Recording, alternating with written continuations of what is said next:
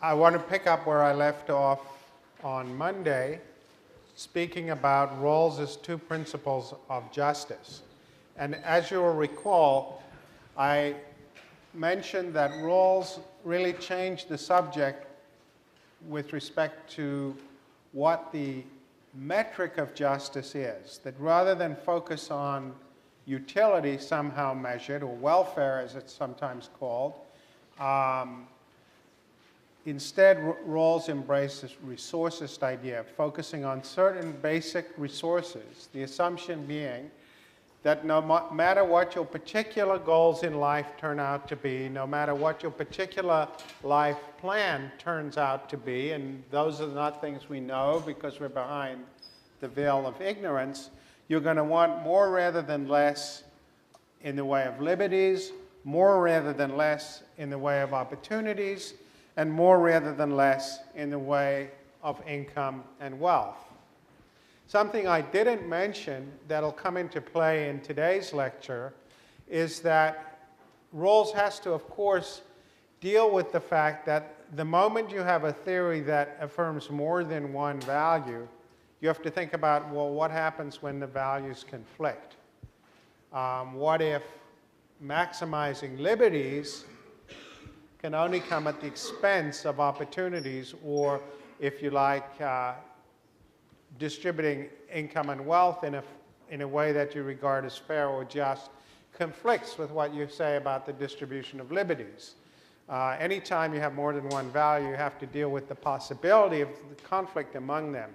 And he does deal with that. He has an appeal to what he calls a lexical ranking, which is short for the more cumbersome term lexicographical ranking. And what that means is that anytime you want more rather than fewer in the way of liberties, you want more than fewer in the way of opportunities, and you want more rather than less in the way of income and wealth.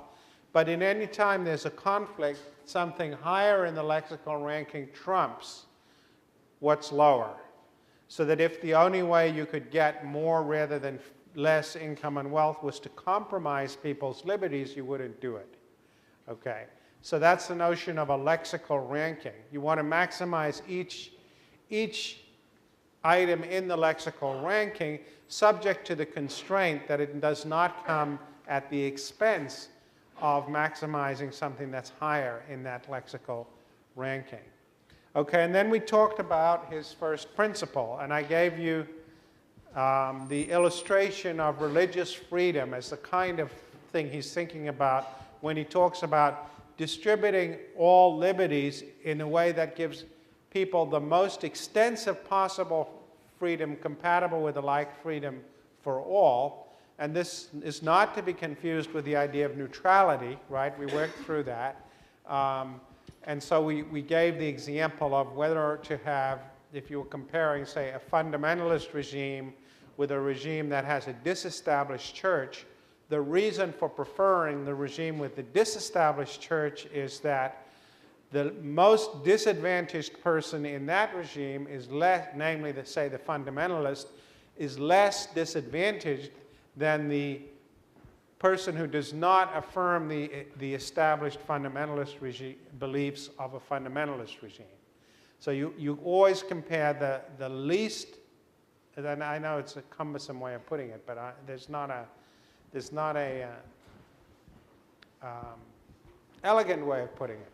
But what you want to do is compare the condition of the most adversely affected person in each situation and say, which would you rather be, basically? And you're going to always pick the one that minimizes the harm to the least advantaged person. So the standpoint of justice is the standpoint of the least advantaged person, but this isn't a bleeding heart point, but rather a self-interested point, because you don't know who you are behind the veil of ignorance. Okay.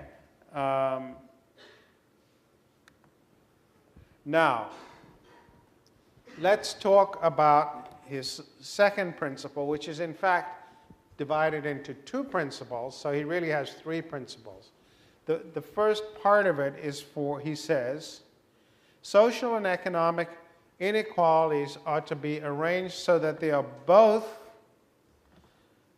attached to offices and positions open to all under conditions of fair equality of opportunity. That is, you'll see 2B. That's not a typo. I'll come to 2A in a minute. For some reason known only to John Rawls, he put 2A before 2B, but he meant to put 2B before 2A in the sense that 2B is lexically prior to 2A. Okay, so that's why I'm doing 2B first. And that 2B is what governs the distribution of opportunities, and he's essentially saying fair equality of opportunity. What does that mean? It means no apartheid. It means if you, for instance, we still today have a system in America where occupation by occupation, women earn about 86% of what men earn in exactly the same occupations. So there's gender discrimination in remuneration for employment. So we would say those systems are illegitimate. Systems which reward women less than men on a systematic basis wouldn't be chosen. It's not, you would never choose a system that privileges one gender because you don't know whether you're going to turn out to be the women or the men. You would never accept a system of job reservation such as apartheid because you don't know whether you're going to be black or white. And not knowing, you always look from the standpoint of the most adversely affected person, and so you would say no to apartheid. You would say no to a system which privileges one gender over the other.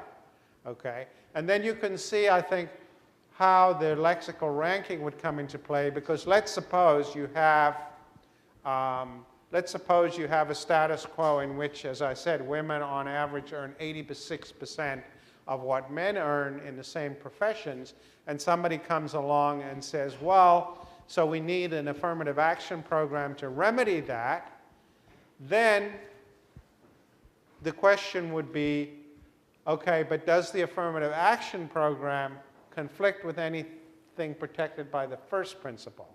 And those opposed to it would say yes, and those in favor of it would say no, and that's what you would be arguing about. Okay, because it might be the case that if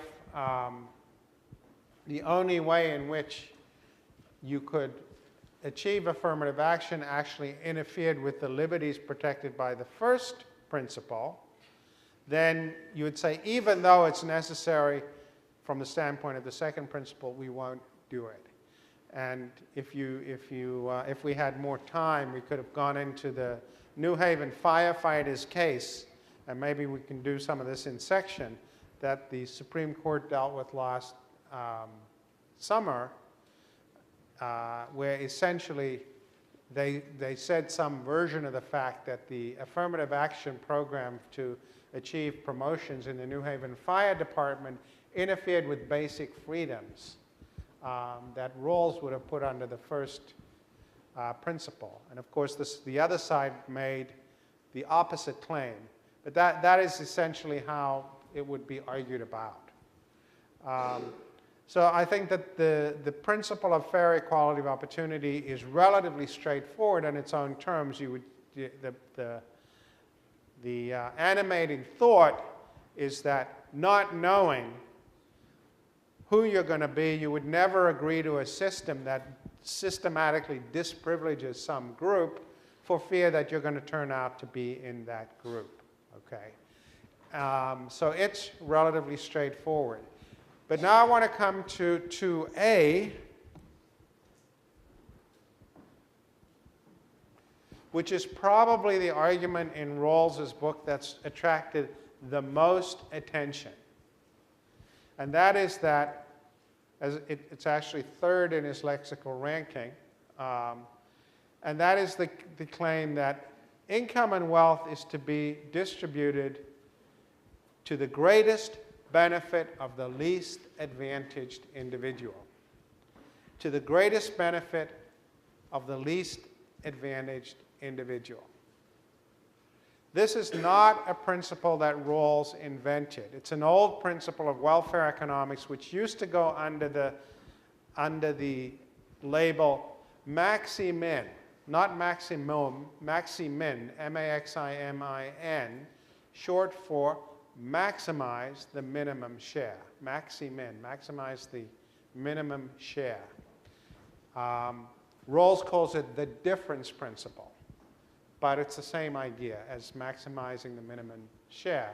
And the intuition behind the difference principle is exactly the same intuition that we've been talking about by reference to the general conception of distributive justice, which is, remember, distribute all goods equally unless an unequal distribution works to everybody's advantage. And you get from everybody's advantage to focusing on the condition of the worst off. Why?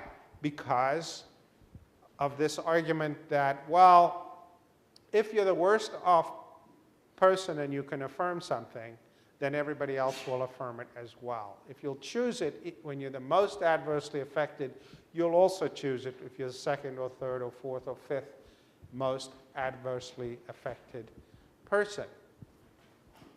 Now, there's actually a complexity when you start to think about the distribution of income and wealth that has not come up in the consideration of the other two principles, which I'll just mention and then say a couple of things about and then move on, and we'll come back to it later. And that is, well, but what if there was a principle that gave a very small benefit to the person at the bottom, but at a huge cost to the middle class? Okay. Would you choose it? Because what are the odds that you're going to turn out to be the person at the very bottom? Okay. And you could think about this for a variety of reasons. It might be a trickle-down argument, or, you know, Bentham's claim that the rich will burn their crops before giving them to the poor, or some other argument. But if you could achieve a very minor increment to the condition of the person at the bottom at a huge cost to the middle class, you wouldn't necessarily want to do that.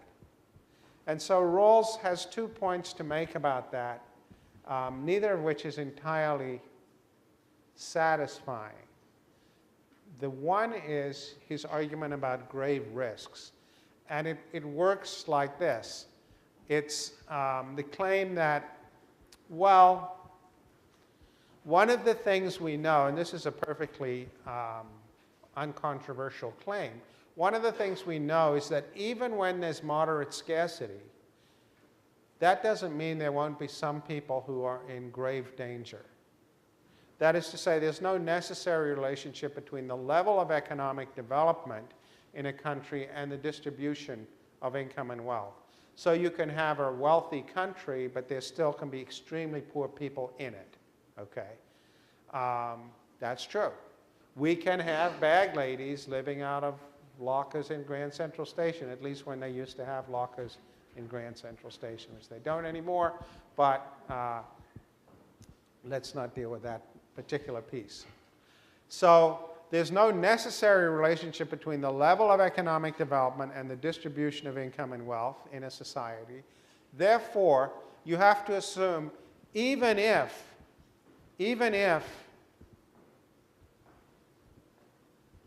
there's relative scarcity, you might turn out to be the person who's starving.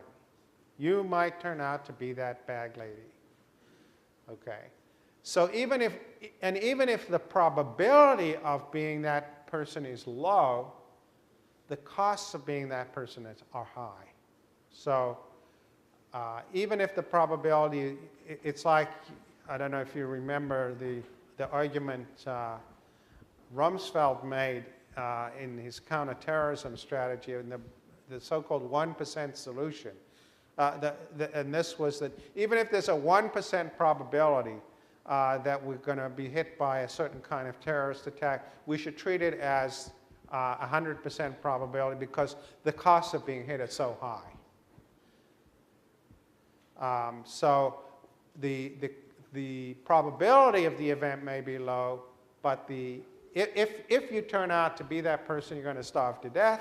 So this is Rawls's assumption about grave risks. Okay, so all of that's plausible enough. The reason I say it's not entirely satisfying is if you really took the grave risks idea seriously, why in the world would you make this third in your lexical ranking? Because after all, what good is freedom of speech or freedom of religion to somebody who's on the verge of starvation? So it's not entirely satisfying in that sense that if it justifies saying, well, we will protect the person at the bottom, even though the probability of that person turns out to be low because of the grave risks assumption, why then, oh, this is very annoying.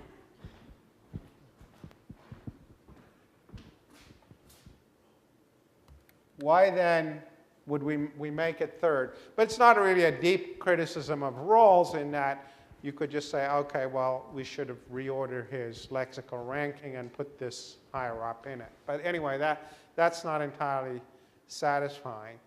And then the second thing he says that's not entirely satisfying is he says he's sort of sensitive to this problem that you might get absurdities out of this because if it's very costly to help the person at the bottom in terms of what other people have to give up, maybe people wouldn't be that impressed by the grave risks assumption. So he throws in this idea of chain connection, and he says, well, as a matter of, even though my argument doesn't depend on this, I think it's true. When somebody does that, you know there's some sleight of hand going on. And he basically says, well, if you help the person at the bottom, that will have some kind of chain reaction. It'll help the person at the next level, and that'll help the person at the next level, and that'll help the person at the next level. So it's a kind of Keynesian idea that if you stimulate demand at the bottom, there'll be multiplier effects throughout the whole system that'll make everybody else better off too. Well, that may or may not be true. And it also, by the way, I think it makes the disagreement between Rawlsianism and utilitarianism much less interesting, because then anything that Rawls would choose, a utilitarian would choose as well. And we really want to look at when they pull in opposite directions if we want to see what's at stake between them. But so this chain connection idea, I think, is just sort of, he throws it in there to make his argument look more appealing on consequentialist grounds. But actually, there's no reason to believe it's true, and B, if it were, then what's really at stake between Rawls and utilitarianism becomes much less interesting, because by satisfying Rawls, we're also going to be satisfying utilitarianism. So I think the best thing about chain connection is to ignore it. So I'm not going to say anything more. But I will say this in Rawls's defense on this point, which is a lot of people who criticize Rawls create, and I even did some of this myself, and I think it's unfair in retrospect. People create examples where helping the person at the bottom comes at a huge cost to others, and it looks rather implausible. But one thing we should say about Rawls is he's not trying to give policy advice for every marginal choice.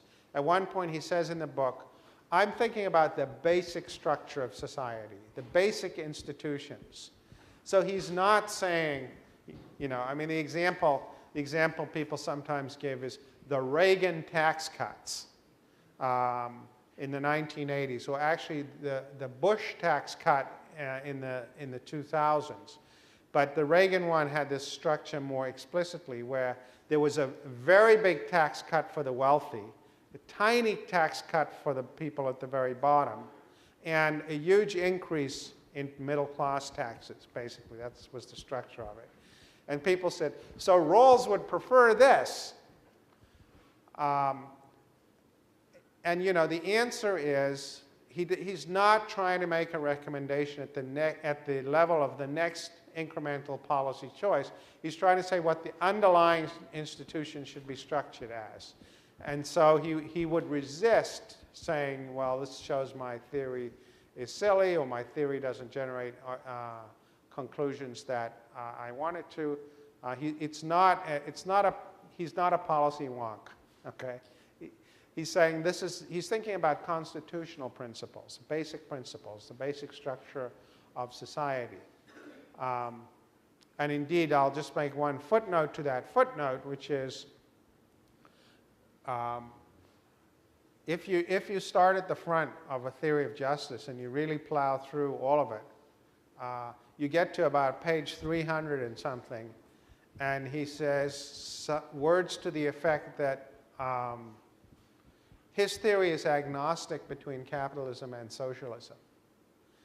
And he took a lot of abuse for that in the 1970s and 1980s. People, you know, say, wow, you mean I plow through 300 pages of a book about justice only to be told it's agnostic between capitalism and socialism?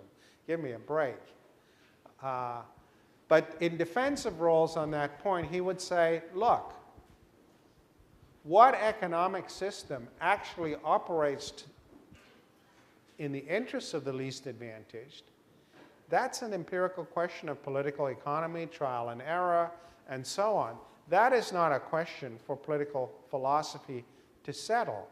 I don't know whether it's capitalism, socialism, some version of a mixed economy that works to the greatest benefit of the least advantaged person. That's for the policymakers and political economists to figure out. What I'm telling you is what the standard should be. And so I think that is a good argument on Rawls's part. And he's saying, this is what the standard should be. The standard should be that whatever system you have works to the greatest benefit of the least advantaged player when compared with other systems. And yes, you know, before the experience of centrally planned economies, people may have thought some version of state socialism would do that. You know, after half a century of experience with it, doesn't look so good. So we'll go back to some kind of market system. And after, you know, decades of experience with unregulated markets or minimally regulated markets, and we discover the costs of those for the people at the bottom, maybe we'll end up with something else. So it's not a failing of my John Rawls's theory that I don't tell you what kind of economic system to have. My aspiration is to tell you what the normative criterion is that it should meet. Okay? So I think that's the most important takeaway point. Now,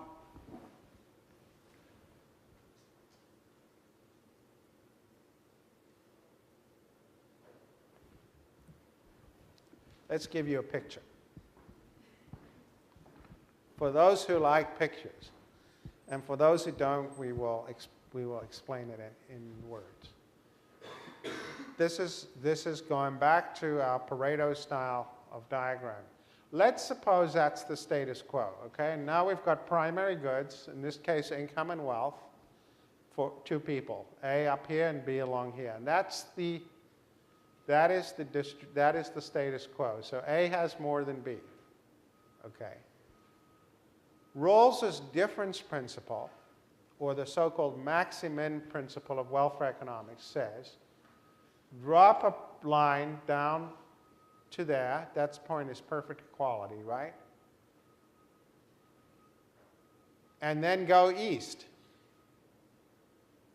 And everything in this shaded area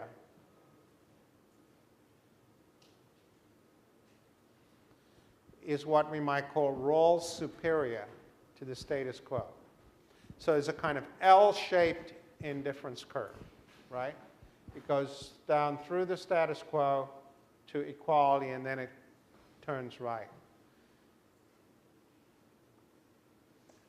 Anyone want to take a stab at telling us why? Why would you have these L-shaped indifference curves? Yeah, why don't you get the mic or come to the mic?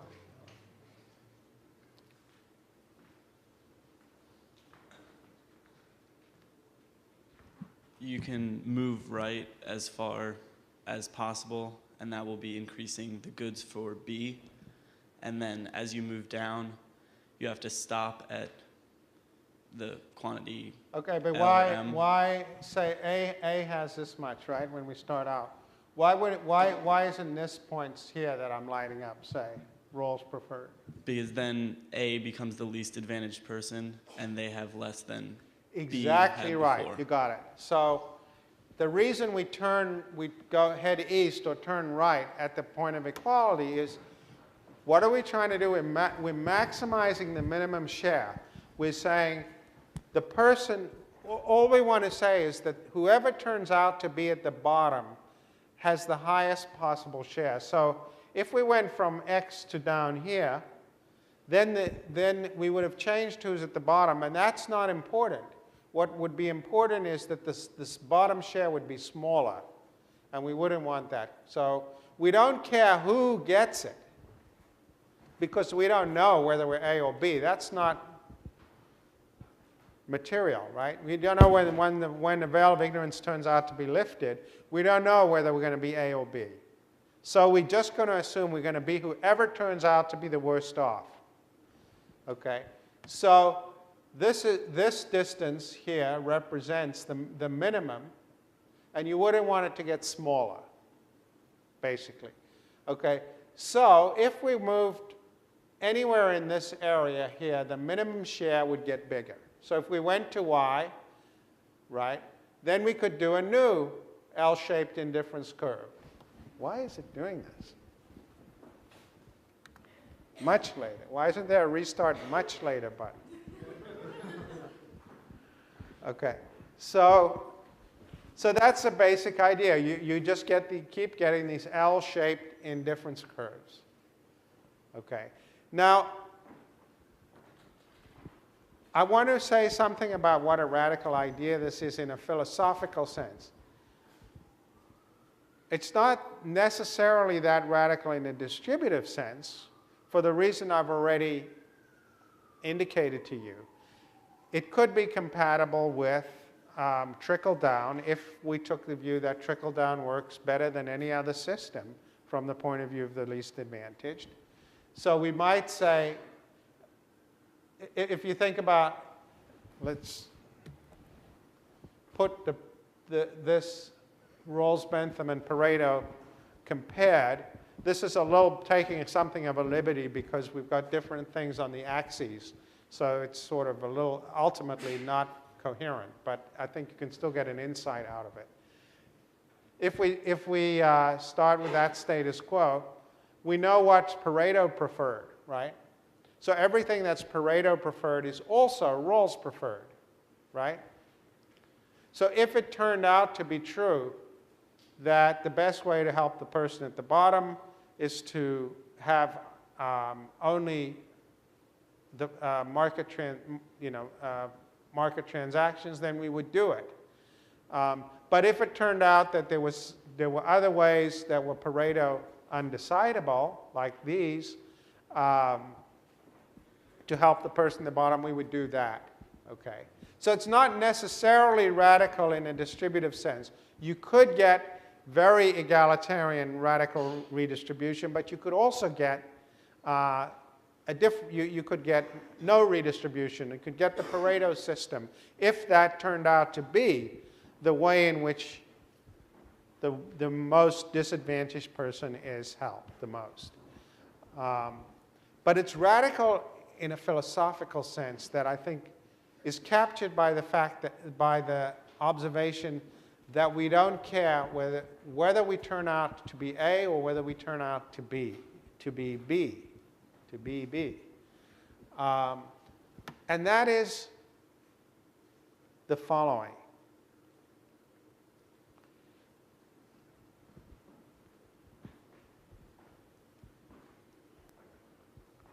There's been a huge debate in our lifetimes over whether the differences between us are the result of nature or nurture.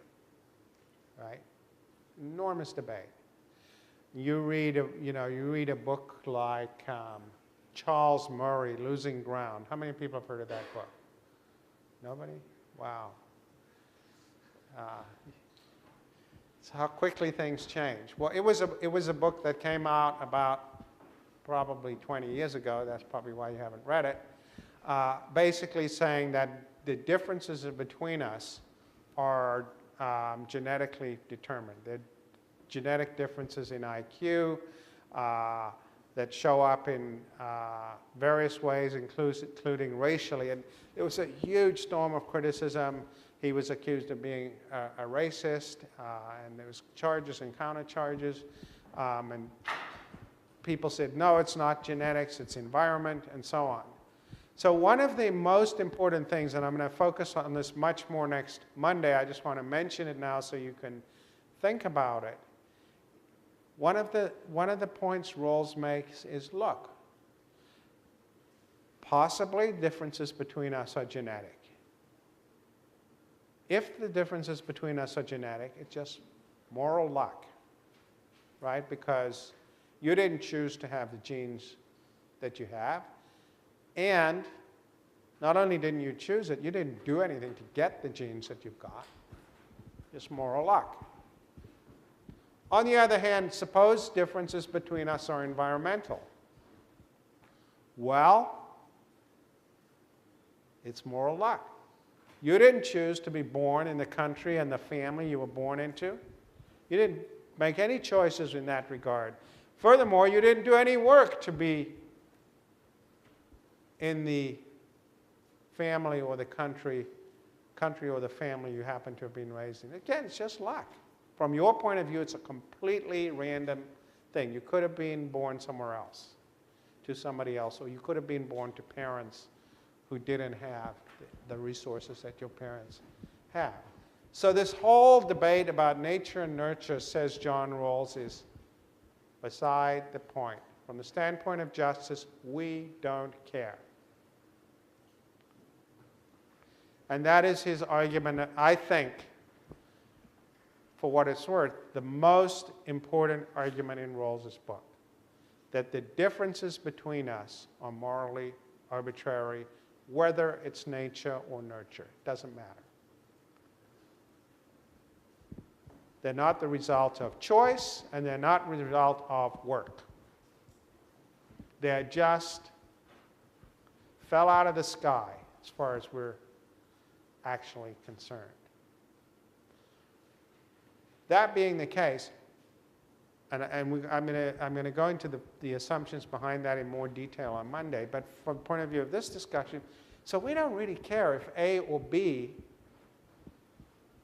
is the worst off person. We're just going to say, from the standpoint of justice, we want to improve the lot of the worst off person. And even if the worst off person changes, so we go from X, to G, it's morally irrelevant. All we want to do is maximize the share of the person at the bottom.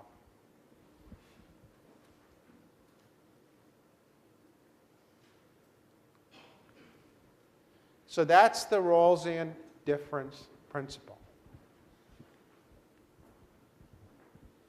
And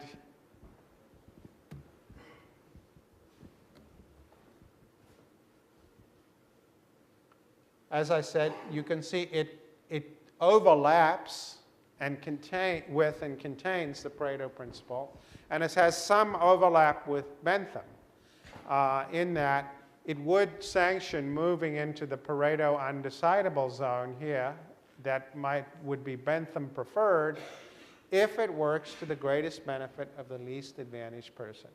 And Rawls's claim to you, the reader, is this is the principle you would choose. You would want the economic system that works to the benefit of the person at the bottom. What do you think?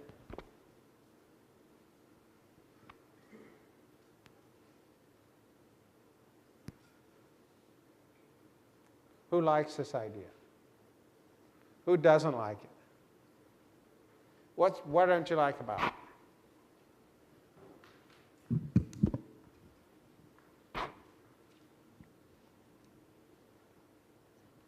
It was here,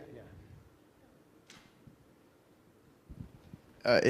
It assumes that once you're born, you're going to stay in that position for the rest of your life. There's nothing you can do about it. Okay, that's a good observation. I'm not entirely sure what you're saying. Just explain a little bit more, and I'll see if you're saying what I think. What about effort that people put into changing their social position? What about effort? Okay, what about effort? I thought you were making another point, so let me just respond to the point I thought you were making, which you weren't making, but we should nonetheless address, since people do sometimes make it, but then I'll come to your point, which is anyway much more interesting. The point I thought you were making is this has no dynamic side to it. That is to say, it's static in exactly the way the Pareto principle is static, but any economist would want a theory that has a dynamic dimension to it. You would want to know over time what's the effect of a certain redistributive change. So we would want to say, we would want to say, well, if benefiting the person at the bottom slightly improves their welfare in the next 3 months, but it comes at the cost of lower economic growth over time, would we want to do that? Okay, and it's fair to say Rawls doesn't have an answer to that question. He doesn't have a dynamic theory. On the other hand, I think his defense, this is why it's ultimately not a very interesting criticism, I think his defense would kick in that, well, I'm telling you what the criterion should be, not how to run the economy. But let's come to the point about effort. And this is going to some degree, get us into next Monday's lecture. But it's good to make a start at it, because it's a very deep point, actually. What about effort? So, yes, the capacities we have might be distributed in morally arbitrary ways. But some people choose to work really hard, and some people choose to sit on the couch and watch ESPN all day. Right? And let's suppose you have two people with exactly the same IQ, but one watches ESPN all day and one studies hard. So the one who studies hard gets the A, and the one who watches ESPN all day gets a C. And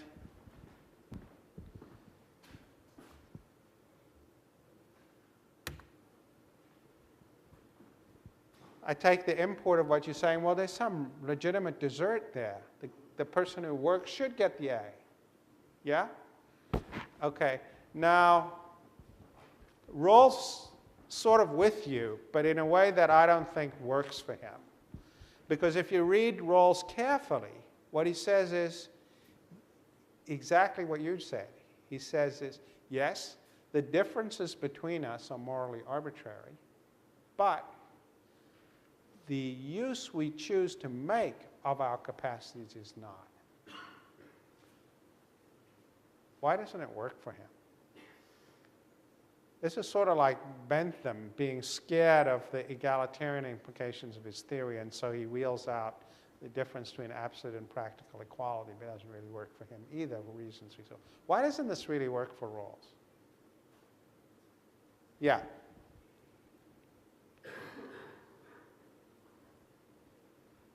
I mean, sorry.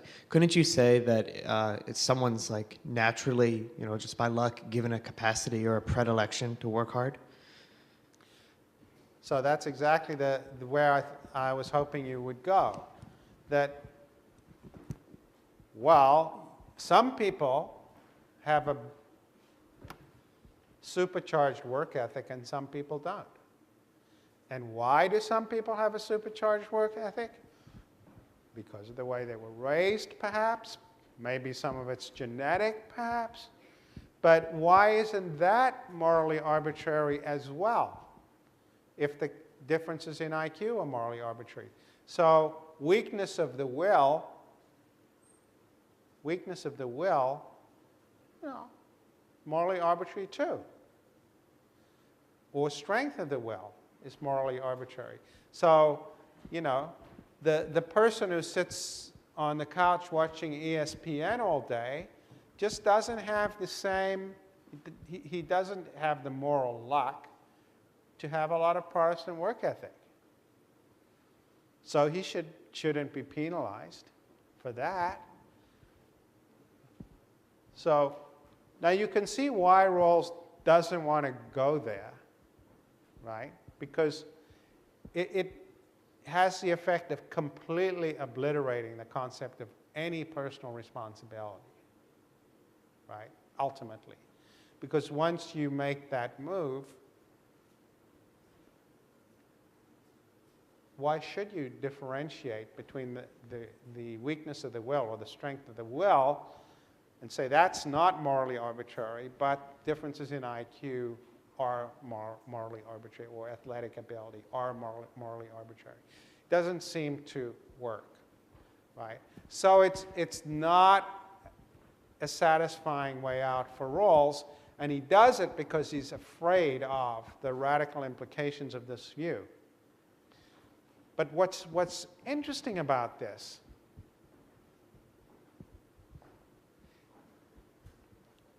you know, Rawls's fix doesn't work. But his underlying argument's a very powerful argument.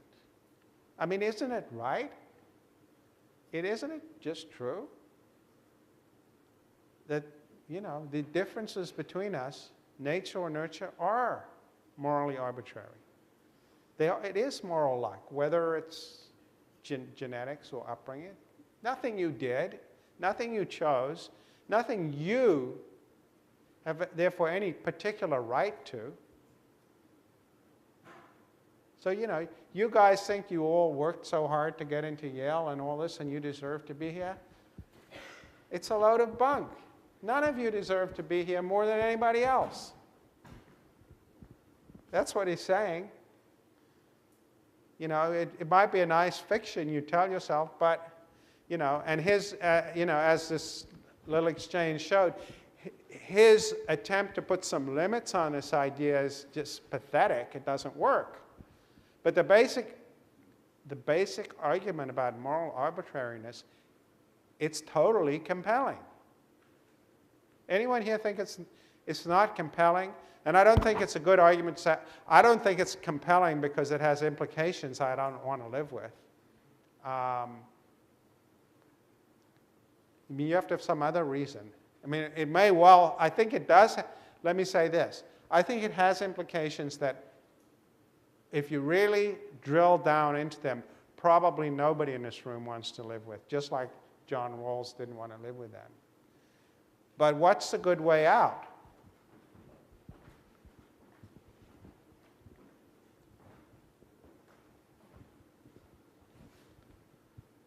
Who thinks I'm wrong? Who thinks this is a bad argument? It's just not a good argument.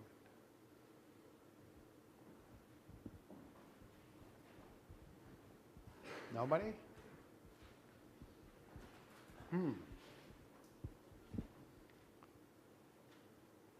Yeah.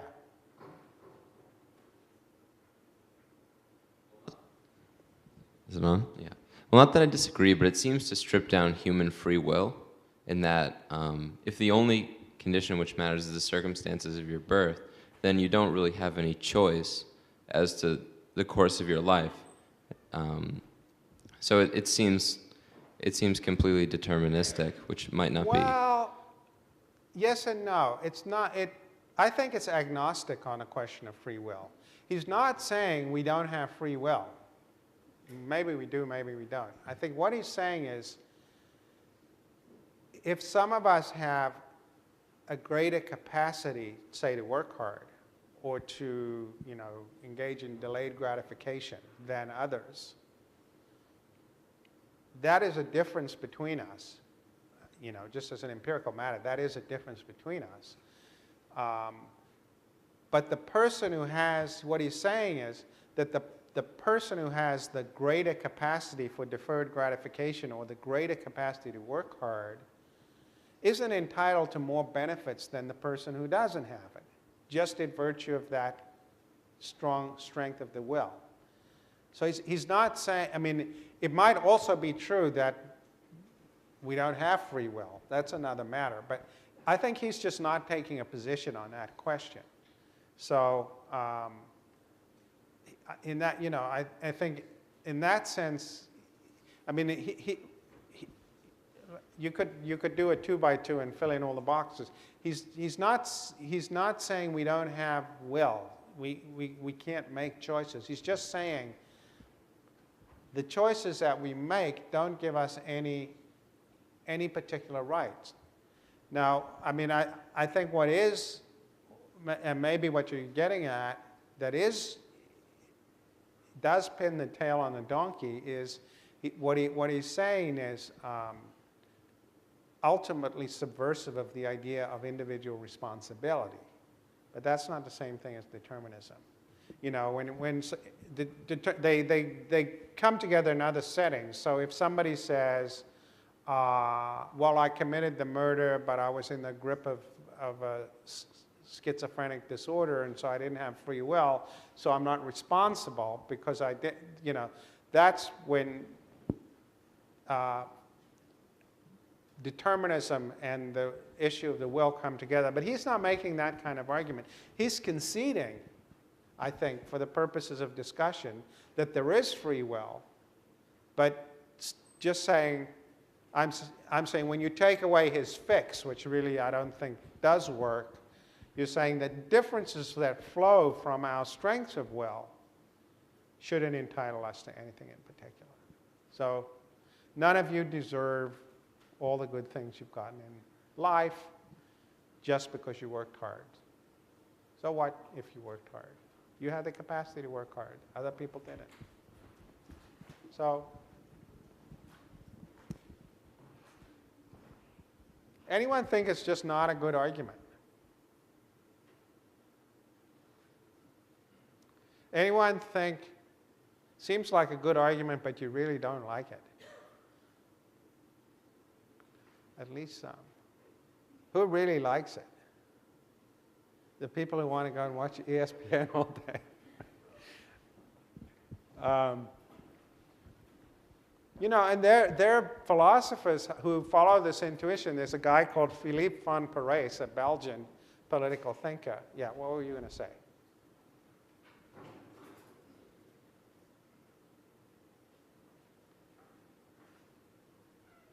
Is this an argument in favor of complete equality then, in terms of redistribution? Okay, so that's a good question. I'll leave Philippe out of it because your question's more important than what he has to say.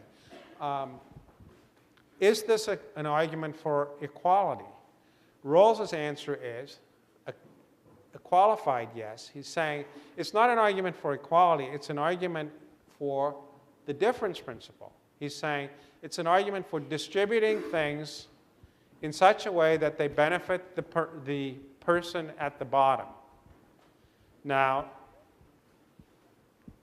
you have to have a whole theory of how the political economy works to say whether redistribution to absolute equality would do that. Because if redistribution to equality would destroy incentives, let's say, and so that over time, this would go this way, then it wouldn't be, right? But he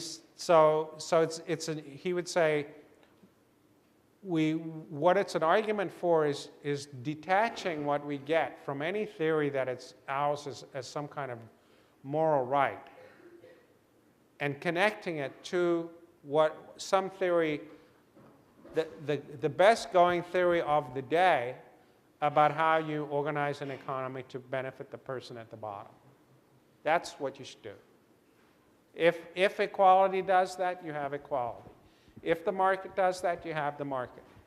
But it's not anything else. It's just this pure consequentialist claim. Do it in order to help the person at the bottom. So von Parijs's point, Philippe von Parijs's point, he says, Well, he wrote a book called Real Freedom for All, and he said, yes, everybody should get a minimum basic income, and it shouldn't have anything to do with their work, their capacity to work. So in the famous one-liner, he says, even surfers should get paid. Even surfers should get paid.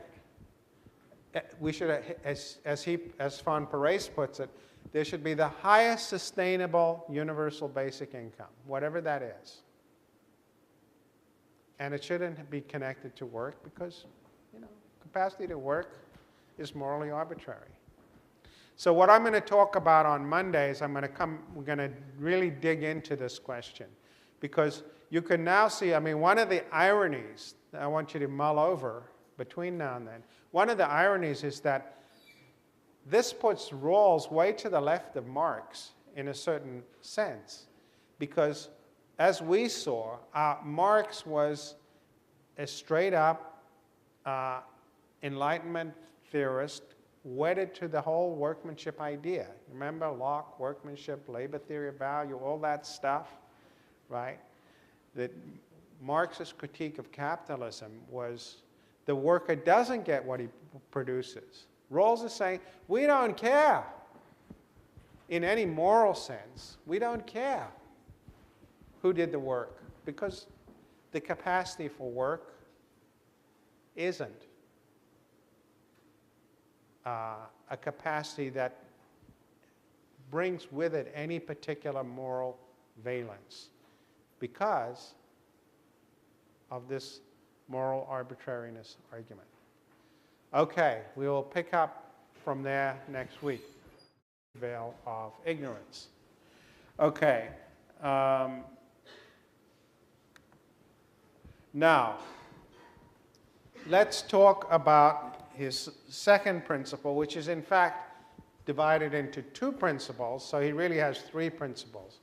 The first part of it is he says, social and economic inequalities are to be arranged so that they are both attached to offices and positions open to all under conditions of fair equality of opportunity. That is, you'll see 2B. That's not a typo. I'll come to 2A in a minute. For some reason known only to John Rawls, he put 2A before 2B, but he meant to put 2B before 2A in the sense that 2B is lexically prior to 2A. Okay, so that's why I'm doing 2B first. And that 2B is what governs the distribution of opportunities, and he's essentially saying fair equality of opportunity. What does that mean? It means no apartheid. It means if you, for instance, we still today have a system in America where occupation by occupation, women earn about 86% of what men earn in exactly the same occupations. So there's gender discrimination in remuneration for employment. So we would say those systems are illegitimate. Systems which reward women less than men on a systematic basis wouldn't be chosen. It's not, you would never choose a system that privileges one gender because you don't know whether you're going to turn out to be the women or the men. You would never accept a system of job reservation such as apartheid because you don't know whether you're going to be black or white. And not knowing, you always look from the standpoint of the most adversely affected person, and so you would say no to apartheid. You would say no to a system which privileges one gender over the other. Okay? And then you can see, I think, how the lexical ranking would come into play, because let's suppose you have a status quo in which, as I said, women on average earn 86% of what men earn in the same professions, and somebody comes along and says, well, so we need an affirmative action program to remedy that, then the question would be, okay, but does the affirmative action program conflict with anything protected by the first principle? And those opposed to it would say yes, and those in favor of it would say no, and that's what you would be arguing about. Okay, because it might be. I want to pick up where I left off on Monday, speaking about Rawls's two principles of justice. And as you'll recall, I mentioned that Rawls really changed the subject with respect to what the metric of justice is, that rather than focus on utility somehow measured, or welfare as it's sometimes called, instead Rawls embraced this resourcist idea of focusing on certain basic resources, the assumption being that no matter what your particular goals in life turn out to be, no matter what your particular life plan turns out to be, and those are not things we know because we're behind the veil of ignorance, you're going to want more rather than less in the way of liberties, more rather than less in the way of opportunities, and more rather than less in the way of income and wealth. Something I didn't mention that'll come into play in today's lecture is that Rawls has to, of course, deal with the fact that the moment you have a theory that affirms more than one value, you have to think about, well, what happens when the values conflict? What if maximizing liberties can only come at the expense of opportunities, or people the most extensive possible freedom compatible with the like freedom for all? And this is not to be confused with the idea of neutrality, right? We worked through that. And so we gave the example of whether to have, if you were comparing, say, a fundamentalist regime with a regime that has a disestablished church, the reason for preferring the regime with the disestablished church is that the most disadvantaged person in that regime is less, namely, say, the fundamentalist, is less disadvantaged than the person who does not affirm the established fundamentalist beliefs of a fundamentalist regime. So you always compare the least, and I know it's a cumbersome way of putting it, but there's not a elegant way of putting it. But what you want to do is compare the condition of the most adversely affected person in each situation and say, which would you rather be, basically? And you're going to always pick the one that minimizes the harm to the least advantaged person. So the standpoint of justice is the standpoint of the least advantaged person, but this isn't a bleeding heart point, but rather a self-interested point, because you don't know who you are behind the, or if you like, distributing income and wealth in a way that you regard as fair or just conflicts with what you say about the distribution of liberties. Anytime you have more than one value, you have to deal with the possibility of the conflict among them. And he does deal with that. He has an appeal to what he calls a lexical ranking, which is short for the more cumbersome term lexicographical ranking. And what that means is that anytime you want more rather than fewer in the way of liberties, you want more than fewer in the way of opportunities, and you want more rather than less in the way of income and wealth. But in any time there's a conflict, something higher in the lexical ranking trumps what's lower. So that if the only way you could get more rather than less income and wealth was to compromise people's liberties, you wouldn't do it. Okay? So that's the notion of a lexical ranking. You want to maximize each item in the lexical ranking, subject to the constraint that it does not come at the expense of maximizing something that's higher in that lexical ranking. Okay, and then we talked about his first principle, and I gave you the illustration of religious freedom as the kind of thing he's thinking about when he talks about distributing all liberties in a way that gives